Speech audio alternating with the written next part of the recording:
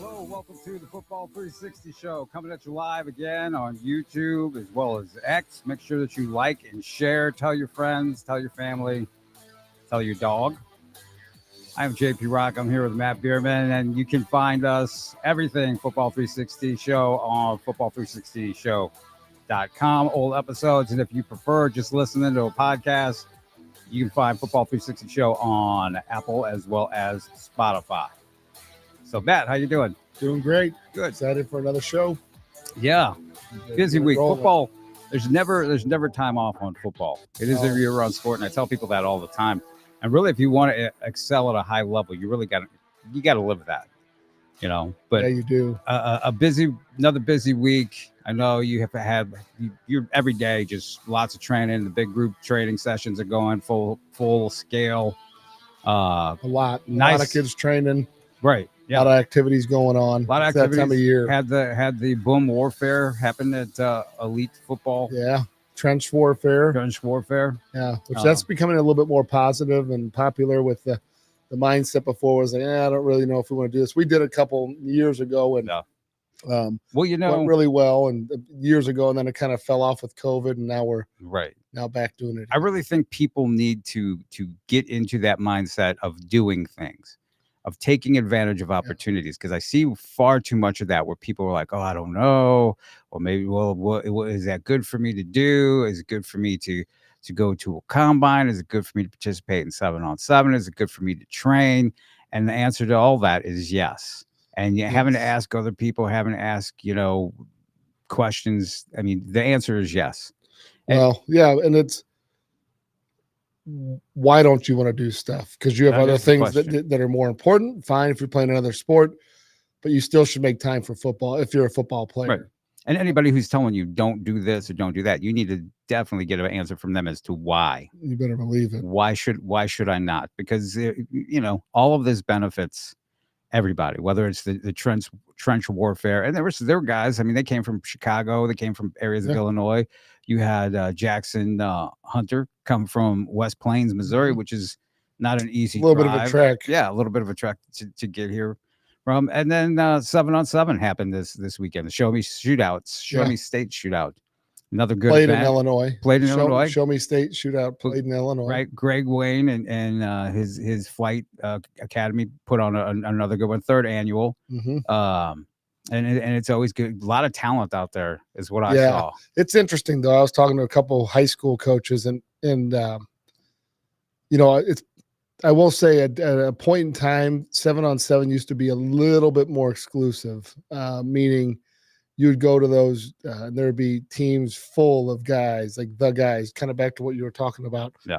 And I was talking to a couple high school coaches, and the question came up with what percentage of these guys are actually like legit tackle football players, and what percentage of these guys are just kind of 7v7 players, meaning they don't really fit the size parameters. They don't maybe work at it hard enough, whatever. Yeah. I mean, and I think the consensus is probably, probably 50% of the guys there are guys that are, going to be really good high school football players. And then maybe 10% of those guys are the college guys, maybe 5% of them, whatever it might be. Because there's definitely the talent pool has been, let's just call it maybe diluted a little bit, versus, it would be a top team from a St. Louis area, maybe a flight team or a boom team, or 5 years ago would have, let's say there's 25, 30 of the top receivers and defensive backs. Of those, that percentage, 90% of them was playing split between those two teams. I mean, we had a couple of teams with, every guy on there was a 4 or 5 star or 3 star minimum. Oh, yeah. Right. You're and those teams, you don't see those teams anymore. No. Right. And they would walk into a normal tournament. Yeah. And just run through it. But a lot of those guys have just chosen to either go play out of town for other teams because NIL is starting to affect that, and guys are getting paid to play. That's what I was going to say. You have the best of the best just pilfered out. Yeah. And so, and there's a certain percentage that have just kind of said, hey, I don't know if this is for me. Right. And so they got offers. Why do they need to do it? Right. Right. That's, you got that crowd. That's it. And so, in some regards, you look at it, you go, okay, hey, there's a lot to be gained just from from competing with one another. But on the flip side, if you have opportunity to train and develop yourself, maybe, because I will say there's a lot of guys in every 7-on-7 tournament you go to that you look and say, if they believe that this is their training, they're sorely mistaken. That's a time to compete, right? Yeah. So when you're developing, you're looking at your body, right? Working out, lifting, running, all that stuff has to align to what your body needs and what position you play. And then on the next step, you're training and developing skill sets, right? Which is then that technical side of the game. And then there's a competition phase, which would be in the off-season 7v7, right? Or a trench warfare, style event. But if you're just taking out the training component and just lifting, or just doing taking out training and lifting and just doing the competition, which I would suspect a high number of kids do around the country, they are really missing the boat, because let's be honest, it is fun to go play in a tournament. It's a lot of fun. It is fun unless you're part of a crew that brings 20, 30 kids. Right. And then you're just hanging out in the cold. Well, that's it. Like this past weekend, you're standing there in the cold being the cheerleader because this usual guys play. Yeah. And the other guys who are quote unquote part of the team are just standing around that. And that's what happens. I mean, you 24 kids on a roster is the typical size.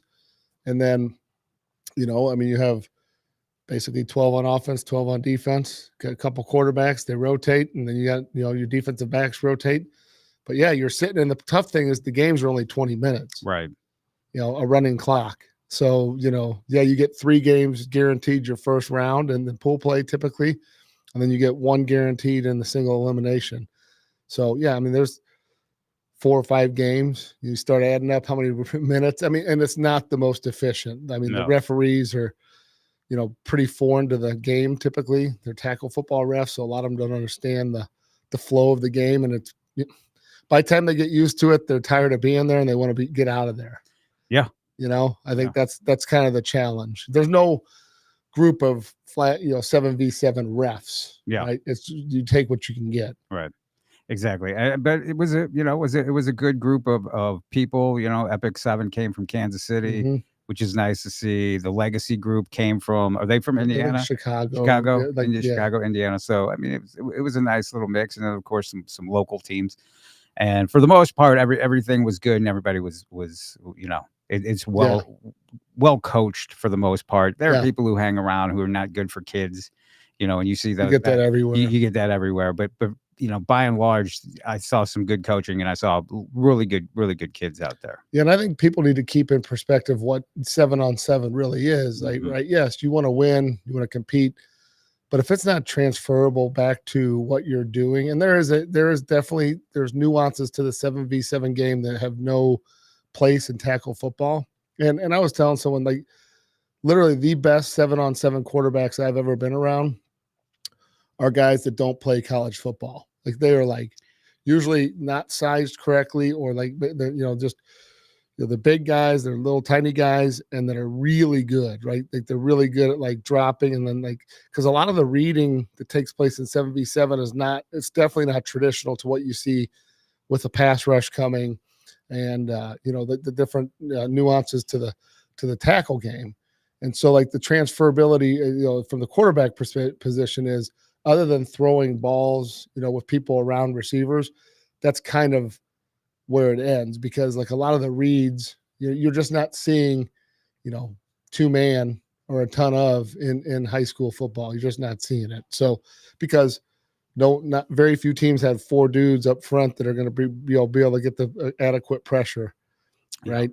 And then they better be dogs and you start getting in the running game. So, it's one of those things where I think you just got to take for what it is, like those skills, like teaching young receivers to finish routes, teaching defensive backs to stay disciplined in their zone. But, Tony Adams was talking to me the other day about, his experience at 7-on-7. He played a ton of it, but he said the older he's gotten, he said, from a safety's perspective, he kind of questions it only because, like, the timing mechanism in a safety's head, what they're taught when they see a route come across, to drive down on like a dig. Well, in 7-on-7, there's always a post coming off over the top of it, right? The problem is like in the real game, 3 seconds is a long time. In that game, it's 4 seconds, right? So, and the count is always different from the referees. I don't care which tournament you're at. They can be fast, they can be slow. So the kids just kind of got to figure that out. And it can change from field to field. So just learning the game you're playing. But, my advice would be if you're playing, you need to be training. You need to be developing and keeping it in your perspective of what it is, not trying to put too much into it, right? From a recruiting perspective, it's a football related activity. It's not done for recruiting purposes. Correct. It's not done even for training purposes. And like you said, that's why you see some guys who are not necessarily good football players in an actual football game. They translate well to it because you don't need to be a great football player to have a good performance in 7-on-7. Well, no, and vice versa. You can be a great football player and it's just not your thing. Right. Oh, let me tell you, I've seen plenty of great tackle players come and play 7-on-7 and not be very good at it just because their skill sets don't match. Right. Like take, for instance, you have a big tight end type, they only have to tag him with one hand. Well, his advantage in tackle football is when he catches that ball in traffic, you better bring the house to bring him down. Well, in that game, it's a simple one-hand touch, and then he has to stop. So, those things probably for those guys are really frustrating. Guys that have that. Now, the little quick jitterbug, he loves it because he can juke and get around guys and make people miss and make highlights on it. But the bigger, more robust guys, they're going to struggle for sure because that's not their game. I would really like, and maybe I'm wrong, I would really like to see it become high school leagues of 7-on-7 as opposed to these tournaments where guys travel. And you can still have the same guys oversee and run the league, to take away don't want to take away people's tournaments or opportunity, have them be involved with it. Yeah. But we've done that over the years. We've had indoor leagues, 5v5 and 7v7 over the years. And it's something that, is definitely out there. Yeah. But, to that point, high school teams play 7-on-7 in the summer, right? Mm-hmm. And if you watch that style of 7-on-7 and you watch, let's say a club team, like what you saw this weekend, it's different. It's definitely different because a high school coach is implementing his plays that they're going to run in season, to set up for their offense. And then the defenses are going to run really similar. Now, that's not to say you go to a big tournament and you don't have someone just saying they want to win and they game the system and they play a lot of real 7-on-7-ish style of play. Mm-hmm. But yeah, I think there's definitely, just being informed participant, know what it's for, know why you're doing it, and then get the most out of it, right? Because the training aspect to me, the number of times I see kids jumping for balls to catch that they don't need to, defensive backs that just cannot hold their back pedal, guys that are just constantly doing the little things wrong, that tells me that they need to go back to the drawing board. And that's part of the process. Like, be critical of yourself, listen to what your coaches are saying, talk it through, watch the film of yourself, right? 7-on-7, in my opinion, does not film, very well for, it does like close up, looks great for highlights and Instagram, but for recruiting purposes, it's not, the context isn't great. It just does not look the same as like a tackle game, right? No, it doesn't. I mean, for some people it helps, like Nick McClellan, right? This weekend played with Elite Speed, had a phenomenal weekend, and he really was able to showcase his skills specifically as a receiver, which I had not seen much, if any at all, about. But he was able to showcase, his athleticism, his route running ability, his hands. I mean, he had phenomenal hands. Yeah. He had multiple one-handed catches, and I know you guys do that on a regular basis. Yeah, he was in last night actually training with his brother, was in town, and he's back from Oregon, and nice. I was giving him trouble. He liking that? He's liking it. Yeah, he looks big, looks strong. Looks he's definitely been in the college program. Yeah.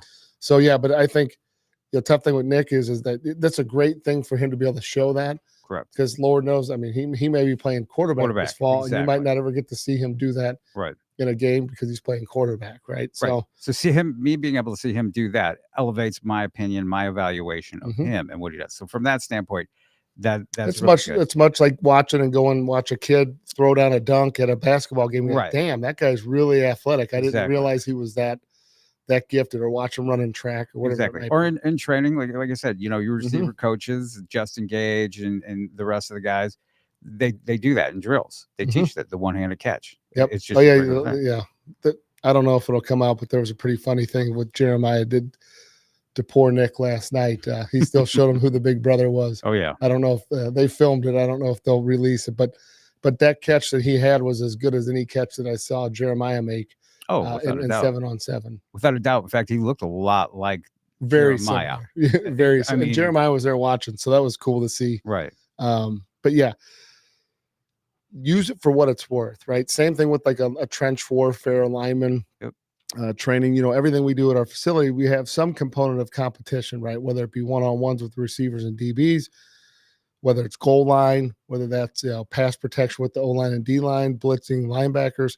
We're trying to set up a game simulated rep, not necessarily a game simulated environment, because we're not going to set up a tackle football game. Right.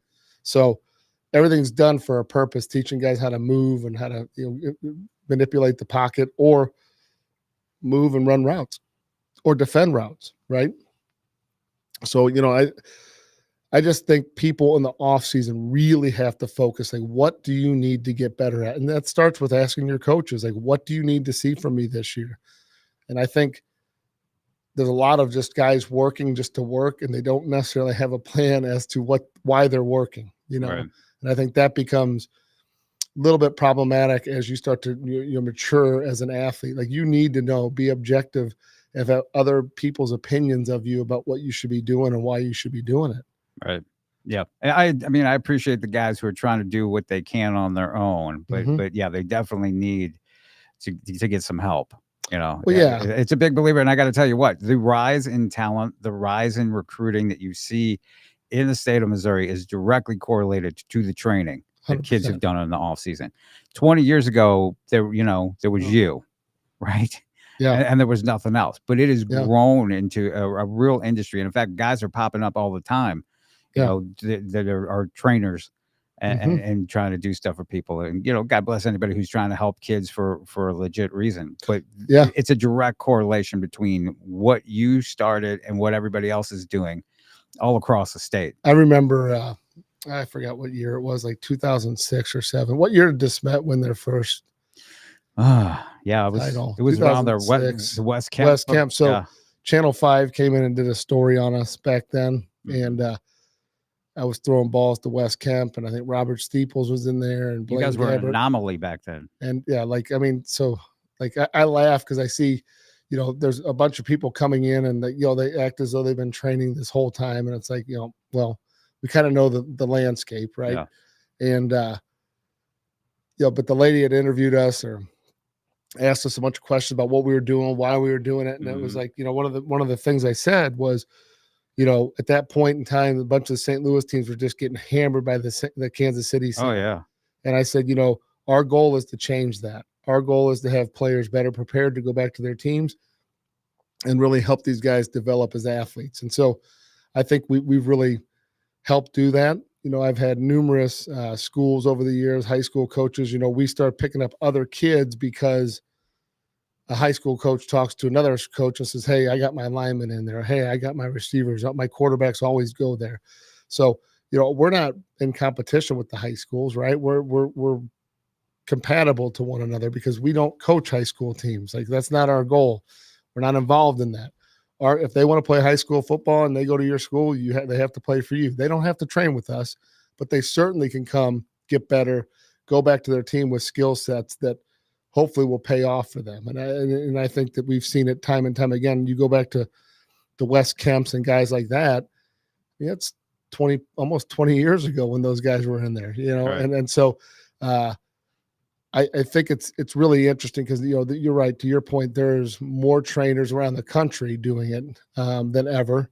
And guys kind of pop up. Over the years, there's been plenty of guys doing stuff in St. Louis, but I would say, from formalized programs, they kind of come and go. And, it is a tough business. It's not, it's a really sexy business because, like, hey, I love football. I want to do this. But I don't think, Well, that's everybody trying to get involved in it in some there's way. a lot more to the daily activity. We're not just coaching. I mean, I coach 7 days a week, but we also run a full scale, what would be considered large business in that space.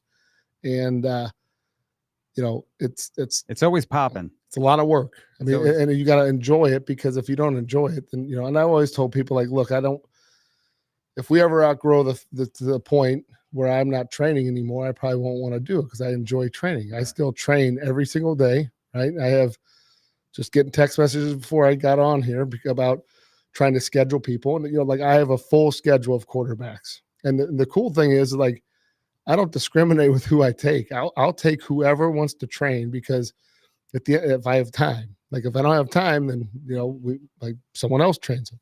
So we have 5 quarterback coaches, and all those guys are full. Like, they work every day training athletes, right? And the biggest challenge is fitting everybody in that wants to come.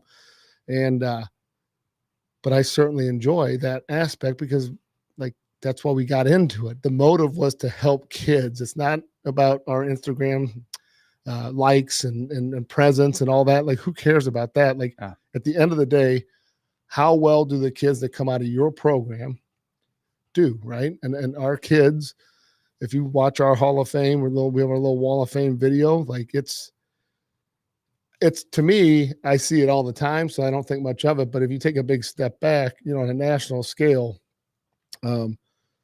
we're pretty close towards the top end, because we've been doing it for so long. We've had access to so many guys and so many things over the years that, like, the proof's in the pudding, right? And we got a lot of it. So, and I think that's when you're looking for trainers, like, you want to know, where did the guy play? That's great. But who has he trained, and what has he done? What have those guys done? Are they used to training people like you out of your situation? And, there's not much in this game that we haven't seen.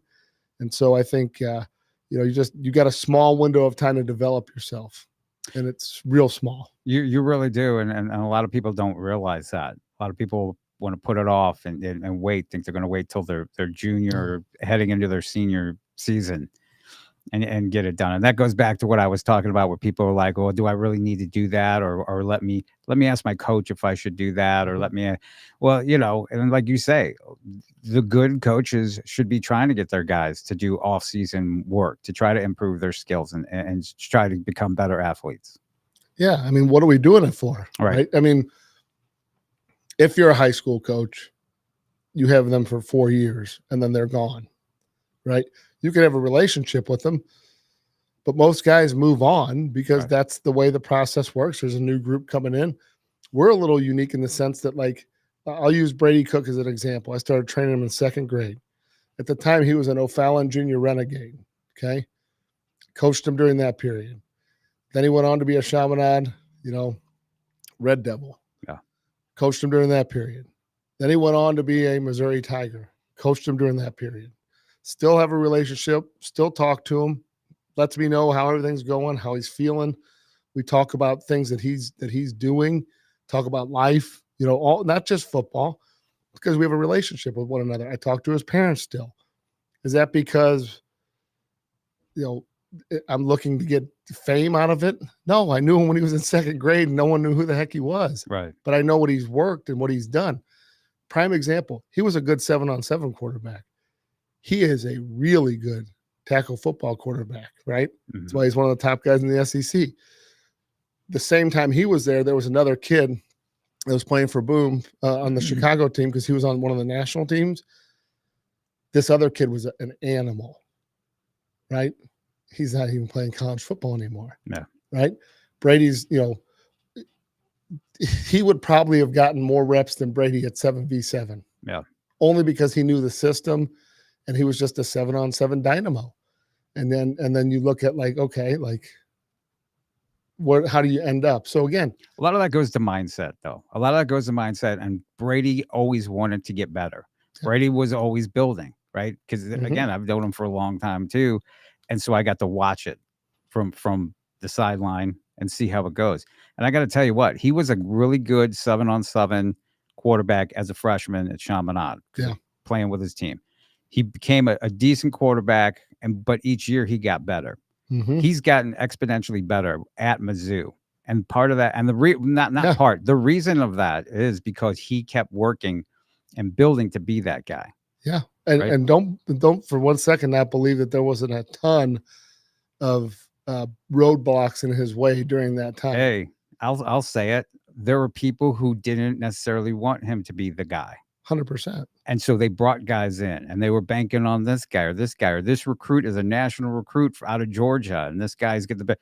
And I'm like, I don't know. And they're paying I've seen, this guy a lot of money, and they're Right. paying you very little money. Exactly. And it's like, I don't know. I see both players. I see it. I go, and I mean, I said at the time, at Mizzou's situation, and this was under Coach Odom, as soon as Brady Cook steps on the campus, he's the best quarterback at Mizzou. And people are like, I don't know. But that was just how it laid out. And Connor Bazelak's at what? How many more schools now? Yeah. Like, I mean, that was just how the recruiting went, mhm. for Mizzou during that time period. People didn't realize what Brady was. I could see what Brady was. So, and I knew that he wasn't where he was gonna be. Right. He still had that ceiling that he was gonna reach based upon his athletic ability, his skill set, and the fact that he had the mindset and he kept working to keep getting better. Right. And those are the guys, like for instance, All comes together. It's one package. but some of those signs happen early, Mhm. right? Give you a tale of two athletes, right? Let's say we're at a 7v7 tournament or in tackle football season, right? You have one scenario A where a kid has been really good his whole life, okay, See it all the time. and doesn't get what he wants in that game, whether it's the targets or the playing time or he was switching with somebody else. And then you get the text from either the player or the parent saying, hey, why didn't he get this or that? Right. So you have this instant, like this gravitation towards an excuse, like it's someone else's fault. Why aren't you letting him? If only you threw it to him, you guys would have won, right? Completely ignoring the context of all other things, like did they run the right routes? Were they in the right coverage? Did they what did they do? Just completely ignoring when things go wrong. Or you have a kid that wins a tournament and then you get a text message, hey, coach, appreciate it this weekend. What else can I be working on? Or they lose. Hey, what can I do better? What should I work on this week? Right? Right. How do I get more balls thrown to me? What do I need to do? That kid is the guy that's going to rise through the ranks, even if he's less talented. The kid that's getting capped off in 7th, 8th, 9th grade because they think they're much better than everybody else is really in a bad situation because it's an enabling behavior that will really cost them long term, because at the end of the day, coaches don't want to deal with that stuff. Like they don't care. Like they don't care about your feelings. They care about production. They care about, are you going to do what's asked of you? Are you going to show up when times are tough? Because they're going to need you to show up when times are tough. And unfortunately, we do have a group in our society, and and not just in football, that will definitely look to enable and blame someone else, when in all reality, the hardest person to blame is looking at you in the mirror, right? So, but if those guys take that proactive step to start asking about critiquing, like the number one thing I tell my quarterbacks in the offseason, high school guys, spend time with the play caller. Get in there and get to know him at a personal level. So he's comfortable saying things to you and you're comfortable getting things said to you that you're not going to get your feelings hurt. You're going to build rapport and build a relationship with one another where there's trust. So you can say things to him. Because I'm going to tell you, when you come in and train as a quarterback or an O lineman or a D lineman, someone is going to critique you. And either you're going to accept that critique or you're going to shut them down, and your brain's not going to accept it. And unfortunately, that's what happens in our game. Like guys cap themselves off because they simply believe that they don't need to be coached. They were open. All they can see is the emotional side. They can't see the logical side. So, as a coach, we see everything. We don't feel anything. As a player, you see nothing, right? You can't see yourself, but you feel it. So if you listen to what the person that's coaching you says they see, and if you trust them, back to the person knowing what they're looking at, and the other person can feel it, that's where the connection's made with the coach and the player. And so I think, unfortunately, when someone comes in and the excuse gets in the middle of it, that's where there's a problem. And usually the excuse maker is, if it's the athlete, it's a problem. If the parents get involved and enable them, that's an even bigger problem. That is a big problem, and I'm over here smiling when you're talking about it, because back in the day, nobody cared about your feelings, and there were things that were said and done that just don't fly. And now we're very sensitive to that. Right. And the problem is, it's to your own demise, right? One of my little quarterbacks this weekend, won't say his name, I got a text after the game, and the younger team, hey, how'd you think I did today? What else can I do better? To me, I read that and I said, first, I thought you played well. Here's some things I think you need to start to look at: identifying coverages faster when you come up. You got to be asking questions, right? Or tell us what you see afterwards so we can talk through it, right? And I think those are the things, when someone says that to you, they're competitive, because why else would you care, right? Because you want to better yourself. You're competing with yourself. So if you're able to do that at a young age, and Brady Cook was a kid that was doing stuff like that, and he had people crap all over him for many years. So he wasn't like, that was not a bad thing to him when it happened at Mizzou. It didn't feel good, but he had people crapping all over him. And the problem is he was thriving on it. No, they didn't understand. But I had coaches telling me on the staff, like, look, he's destroying practice. Like, he has made it so obvious that he has to be our starter, that if he's not, they're going to revolt. That was going into this season. no. I was told that by a couple different coaches, independent of each other. Well, yeah, and that goes back to, it's like, man, people have tried to knock off the king, right?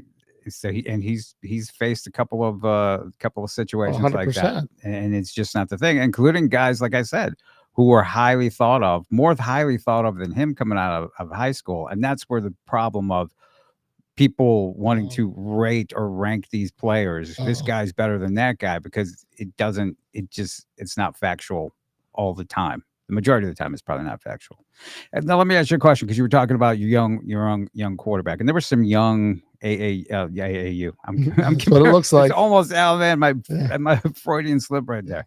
There were some young 7-on-7 teams. What do you think? Because I was having a talk with some coaches there about when is a good time, because there's some 8-year-old 7-on-7 teams. There's some 10U 7-on. When is a good time to actually, do you think, start doing the 7-on-7? Well, for tackle football, I'm a proponent of that's totally different. Yeah. Middle school, right? Flag and 7v7. You can go youngs. Flag to me, go real young. I was gonna say, I don't compare the two. Competitive, like 7v7. Yeah, it's tough, because the two teams that I saw this weekend that were better were actually tackle teams that had their kids together, and the other couple teams were guys that were just kind of, that were a loose team that, kids from around the area, with varying ages. And I think it's a lot easier for that tackle team, because you already got your positions and like a couple weeks ago, I saw. As an example, and this is kind of a loose example, but Festus had a 15U 7v7 team, which was their high school team. Parker Perry. Yeah. So the competitive team that's going to do that is their advantages. Maybe they don't have all the athletes, but they have the system that they run, and they're just running their plays. So that can actually really help you, right? And he's a good young quarterback, so I don't blame him for doing that, right? I think it's a good opportunity for him. So, but I think former Boom quarterback. Yeah, he played Boom with us. Yeah, and but compelling argument to stay with your teammates, and I think they're probably 1 or 2 tournaments, whatever. Yeah. But to me, to start that age, like, there's no right time, I would say, because it is, it's not as physical of a game. Yeah. But if you matriculate through flag football pretty well, and you're looking for something like a really competitive, than the 7v7. We don't start our guys till 7th and 8th grade. What I've found, and it's pretty much the same everywhere, like the 10, 11, 12s. Yeah. Like, there's not many teams that do it competitively. Yeah. So then you go to a tournament and you're traveling a long way to play 4 teams. Right. 14U is where you start to get a little bit more critical mass.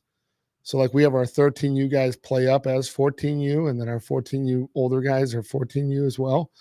But when you got guys that are 14U, that means there's freshmen in high school playing down. In some cases, they're 14 years and 11 months. Yeah.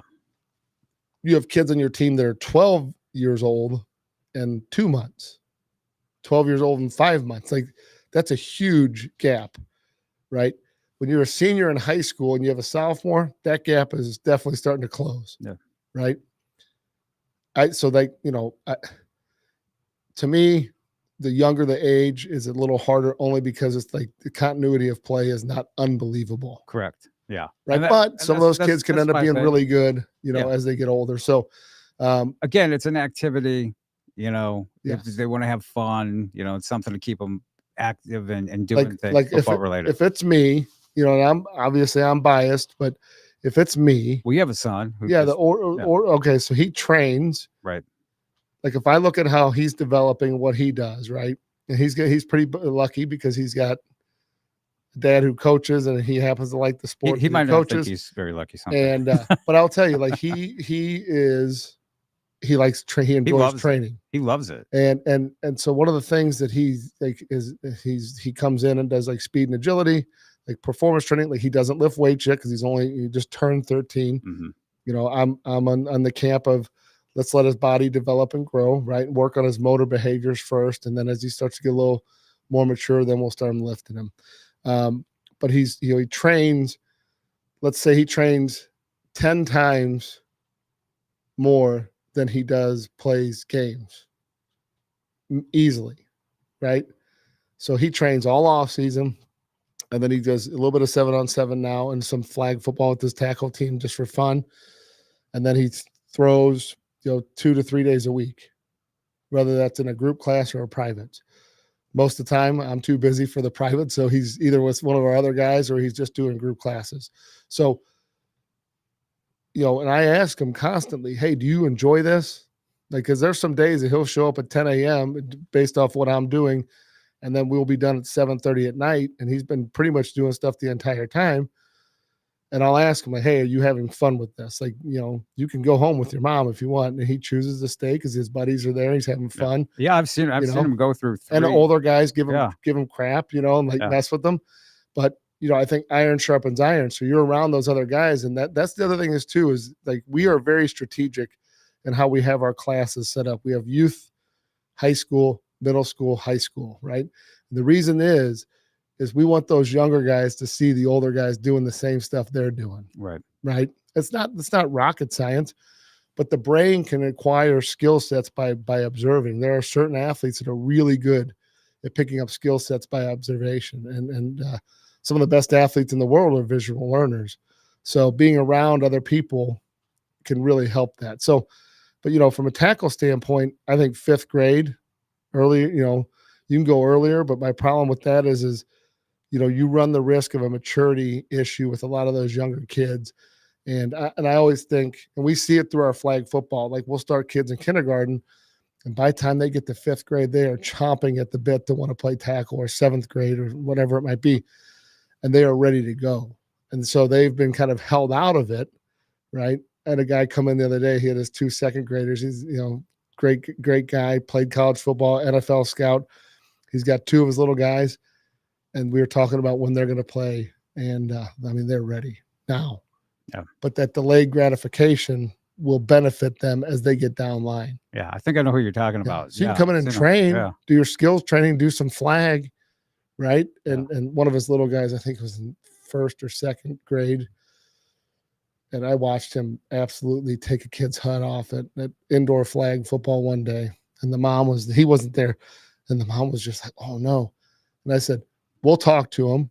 I said, but be honest with you, we'll let him know the rules, right? You can't do that, but we're not going to chastise him because eventually he will need to do that, right? He just can't do it now. But the fact that he has that natural ability to do that already, that will project extremely well to tackle football. So, but again, does he need to be doing that in 1st and 2nd and 3rd grade to make sure that he's doing it when he's in high school senior? I don't think so. Right. So 7-on-7 is really kind of winding down. Guys have been doing it since January, and you can see the guys who've been at like a tournament every weekend and their play.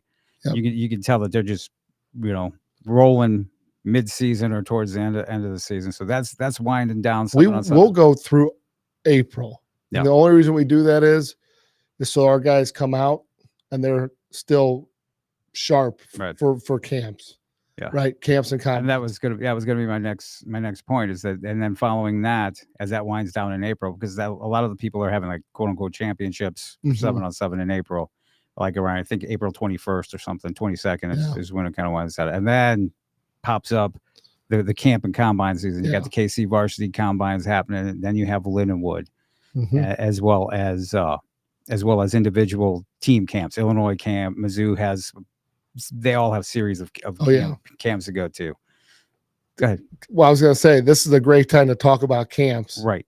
That's why I'm doing it. Go to 1-day camps. If you're a college Right. recruited athlete, do not go to 3 and 4 and 5-day camps. No. Those are cash grabs. Those are experience Yeah. camps, Yeah. right? You don't want to go for experience if you want to get recruited. I mean, give you a great story. Jonathan Bonner, years ago, kid from Parkway Central. Notre Dame had a camp, a 1-day camp, and then they had like an elite level camp that they invited all the guys that they were really recruiting, and then they had like a next tier camp where it was kind of like all the guys that they were kind of in the mix, but they were going to watch them. Yeah. And then they had You like have the promotion and marketing camp. then they had the fan Be a camp. fan. Yep. So, and at that time, there was a 7v7 tournament going on as well. So, like with high school teams. So, Jonathan Bonner goes up there. His dream is to play at Notre Dame. He gets up there. He wasn't invited to this elite camp. Yep. And so he does extremely well and kicking everybody's butt in this camp. And so I guess the way that was is the basic camp was first, the elite level guys came in next, and then the general population over the next week or whatever it was. So some of our kids were up there for the 7v7 tournament. One of our coaches was there helping, who's a D-line guy who trained this kid. He goes, "You're not going to believe this." He goes, "They stopped our 7-on-7 game so he could run a 40 down the middle of the field that we were playing on." They stopped the game. So he ran his 40 and he ran well. And then he went in, they invited him to the elite camp. He did the same things to those kids. He got an offer on that day. Yeah, he was like a 4'7", 4'7" guy at 255. They couldn't believe it. Yeah, so, but point being is that is rare to be at the basic camp even and get promoted up and looked by those guys. You have to be Jonathan Bonner, guys like that. Like you're not going to be a reach guy. Like you have to dominate at those camps. But go to 1-day camps. Price point usually isn't anywhere from $99 down. They're not expensive camps. Lindenwood is what, $90? It's not expensive. Right. College is there to see you, right? Those guys are recruiting. Now I will say, and I know you've seen this, and you probably get people requesting your advice on it all the time. There's lower level college camps that come to town that are $250, $300 to $500. And I say lower level, meaning, NAIA and Division III. And they're charging, someone has organized these guys, and you'll see a list of the schools that are there with their logos and all that. And the problem with that is that that's a lot of money for a 1-day camp. Yeah. That's and truthfully, if you're interested in any one of those schools, simply send them your highlight film, send them your grades, and you probably have a chance of playing there. Yeah. Not trying to, No. make it more or less than what it is, but like if those are the schools, and that's not disrespectful to those schools, they're looking, part of their strategy is to throw cast the net wide and get as many guys as they can. But I don't see the need to do, $300, $400 for a single day camp when that could be your budget for the whole summer. Oh yeah. Right? Yep. No, that is. What's your favorite camps? My favorite camps or my favorite style camp style camps? Well, obviously, elite combine is that KC varsity. Those are the only two of the combine camp type deals that come through, and there's a lot that come through. Mm-hmm. And I don't want to mention names, but I see kids constantly posting, I got invited here, and I'm you're seeing more camps, individual guys' names camp. This is whoever, Joe Smith's camp, come to my camp, and you're absolutely right, $299. It's like, well, what are you getting for your money on that? Your most bang for your buck, and I tell every kid that asks me this, is the Lindenwood Mega Camp, 100%. So elite, you're going to go there. it's basically Lindenwood practice camp, right? Because 100%. you guys run it. The KC Varsity Combine, which I'm affiliated with, happening May the 4th at Francis Howell High School. KCVarsityCombines.com. Go check that out. Same thing, similar thing, but it's done in the spring as opposed. It's closer to that time. You're going to get that. You're going to get college coaches. There's going to be about 50 college coaches because they can come actually. Yeah, because it's observation. Exactly. Period. It's during that period. So you want to do that. But after that, I always tell people you want to go to Lindenwood. You want to go to maybe William Jewell, who has another one. Other small schools will be there. Colleges will be there. Other than that, you want to make yourself a little checklist. So you want to do that. You want to do the individual team camp, like maybe a Mizzou in Illinois, whoever that is. And then you want to go down. You want to do FBS school. You want to do an FCS school. You want to do, the D2. You want to do NAIA. You want to kind of hit the whole thing, because as they cast a wide net, you want to cast a wide net yourself as far as who's going to see you and find out exactly who wants you and what level of play you're going to get at. 100%. Because if you go to a school, I mean, you'll see it. You can't just go to FBS school and be like, I'm this guy. Unless you're getting that kind of attention. Correct. So like at our the St. Louis Metro Football Coaches Association, there'll be colleges there as well. And so first of all, when you're at a camp like that, or say you're at KC Varsity, they can't talk to the younger guys. They just can't. They're like, they can, if you walk over and start talking to them, they don't have to, but technically there's rules. You bump into them, yeah. There's rules. But what those rules dictate is that, they're there to see certain levels of guys. Right. And so like, if you exceed that level, like for instance, at the camp a couple years ago, Preston Brown, freshman, he's ripping the ball. I don't think he'll mind me saying it. The guy from Missouri Baptist, Coach Jason Berniak, great guy. He's like, who is that kid? And I told him he's a freshman. He's like, ooh. He's like, we probably won't be talking to him. Yeah, because he could see it, and he's being objective and he's being honest, right? And I would say that's probably a fair deal. And don't get me wrong, like they got Grant Gibson to go to Missouri Baptist. That's a hell of a steal. Like, that was because of the current environment. Like they got, which is only going to benefit his program. Yep. So, but you look at camps like that, right? So like they can only talk to so many kids when they're there. But if you go to that, like let's say a camp like that, and you're only getting attention from those smaller schools, and the big guys, nothing comes of it. Okay, well, that's a problem, maybe, because they should notice you, right? They know what they're looking at. But the other thing is like we live in the belly of the beast, and we are perfectly situated for anybody that wants to play college football. We have an SEC program in our backyard, right? Which then draws other SEC schools to this area because they like to out recruit each other. We have Missouri Valley for Division I FBS, which is literally the SEC of the FBS level. Right. And then we have the MIAA, which is the SEC, if you will, of the Division II.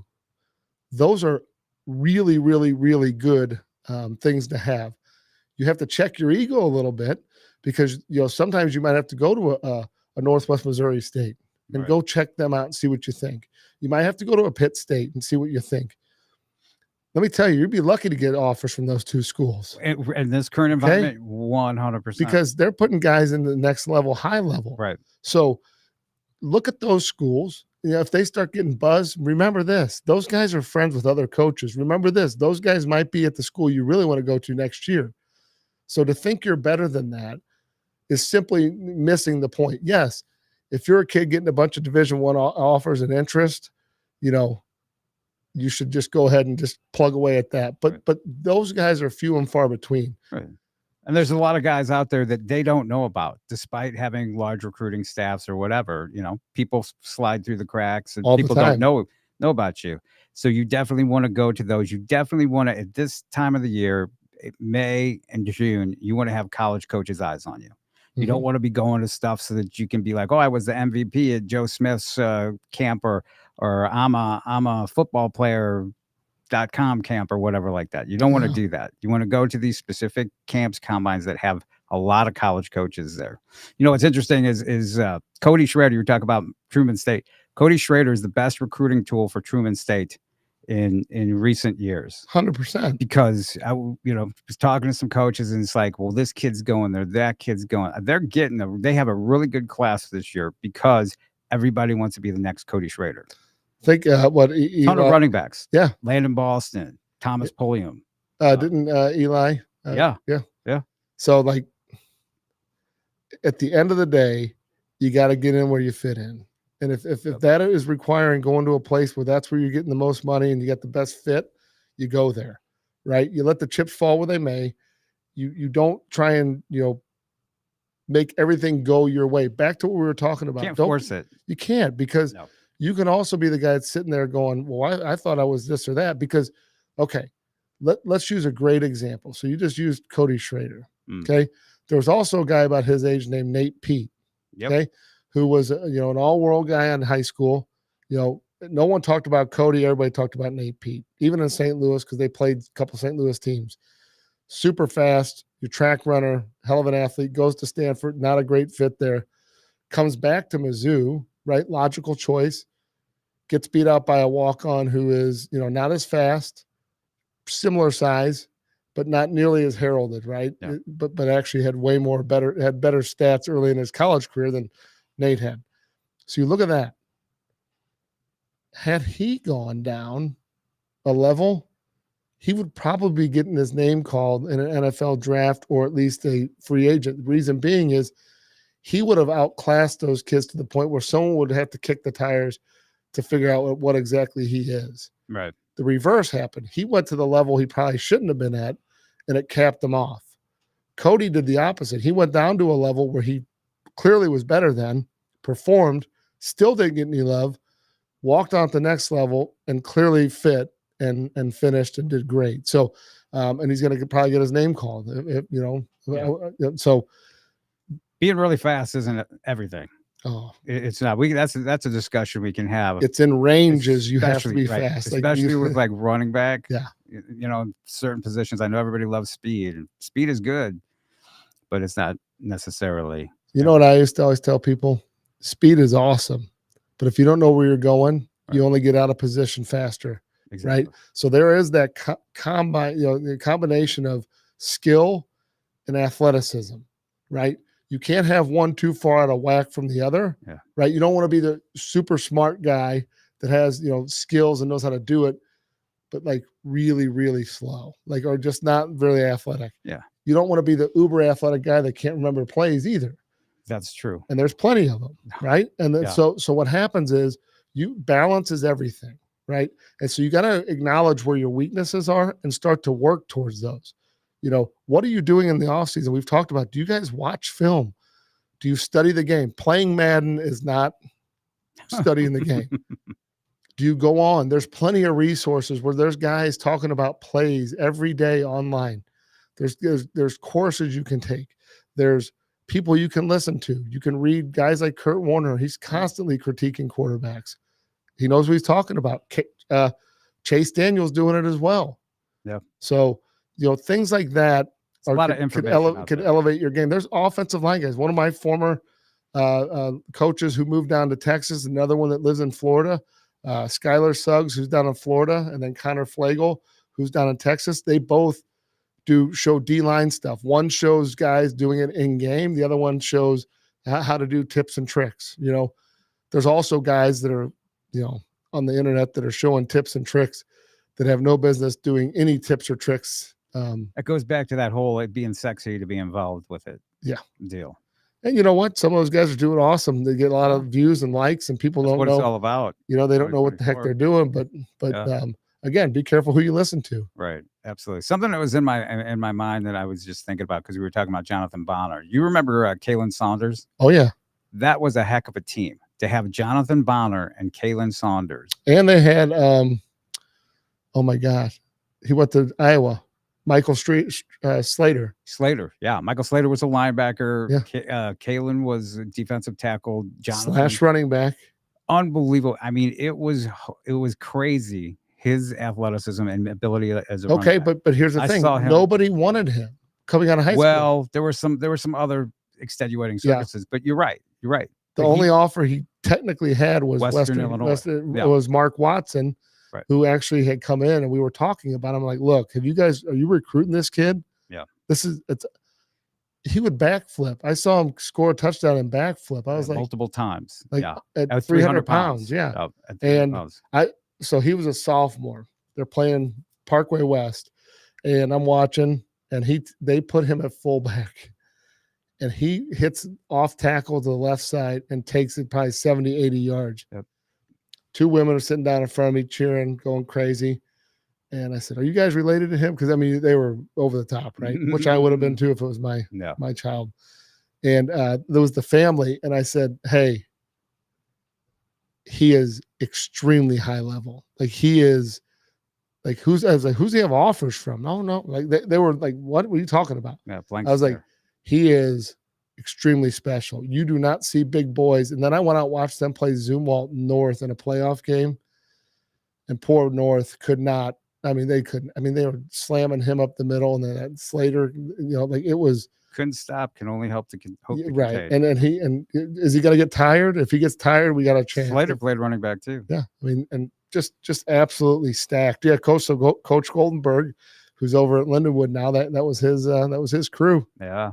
Right after Brandon Shepard was there, they had some really good teams. Some guys. Yeah, some dudes. Yeah, really good dudes. They did.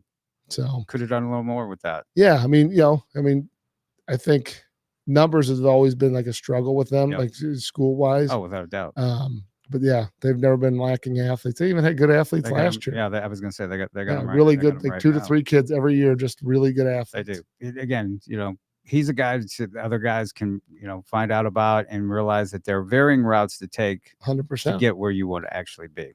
Yeah, and you're in your journey no matter what, right? Until you, like Tony Adams said a couple weeks ago, when you've arrived, it's time to retire, right? And that could be in high school. Some guys arrive in high school and that's all they're going to do, and that's okay. You got to retire from football at some time. Yeah. Some guys arrive at 8th grade. Great point. 7-on-7. You see a lot of these kids that look physically mature, but they don't have height on them. And you better hope that they're one hell of a running back, because that's about their only fit in football these days. Yep. You don't see many short corners, many short linebackers. You do see smaller running backs. But yeah, who was the running back from, I think, Epic 7? They had a running back that was smaller kid. He was fast. He could move. Yeah, he was really good. But yeah, he's the guy that I saw. I was like, I bet he's trouble in pads. Yeah. Because he's trouble running with no pads on. Right. So exactly. Can't imagine the pads would slow him down too much. Exactly. Anything you want to say before we get out of here? No, I think this is the time. This is the time of the year where guys want to lay off. Spring breaks occurred. The weather's going to start getting nicer. So there's plenty of excuses, but you only have so many days before you're going to be evaluated. If college football is what you want to do, you need to be working and training. And again, showing up and practicing, showing up and doing 7v7, showing up with your buddies at the field. Unless you got a trained eye that's telling you exactly what to do and critiquing you and helping you move and strengthen your weaknesses, you're kind of just, just guessing. And why guess when there's resources that can help you get to where you need to go, because they've done it thousands of times. Yep. Better be prepared. It's about 4 weeks till things start getting cranked up, to the meaningful camps, combines all start happening. We're about to hit April. So anyway, that'll do it for the Football 360 show. Check us out on social media at Football 360 show at Football 360 show on Instagram and Twitter. Yep. All right. People can reach you at Elite Football Academy on Instagram and Elite Football on X. All right. We'll talk with you soon. See you.